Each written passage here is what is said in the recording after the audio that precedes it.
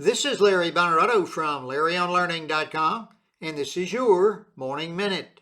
2 stories of courage, perseverance, and loyalty. How 2 men overcame lots of difficulties to lead successful families. Joseph, number 1, was the youngest of many brothers. They resented his abilities and his father's favoritism, so they sold him into slavery to an Egyptian general. Even as a slave, Joseph used his talents to organize and lead the other slaves, improving their productivity. Over time, the general placed Joseph in charge of his entire estate.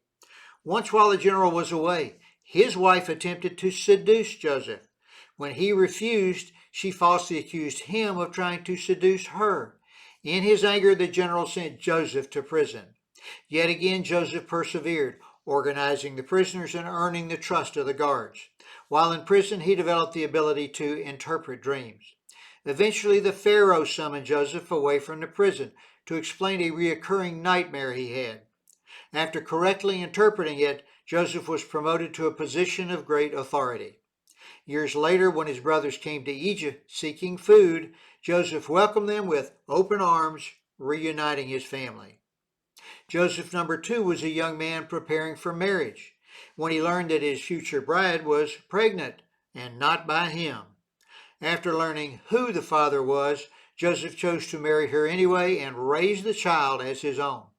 About the time the baby was due, they were forced to travel out of town, and while there, she gave birth to the baby, not in a hospital, but in an animal barn. Soon thereafter, Joseph protected his family by fleeing to a foreign land to escape persecution. Years later, they returned home. When the boy was 12, he was lost during a family outing. 3 days later, they finally found him.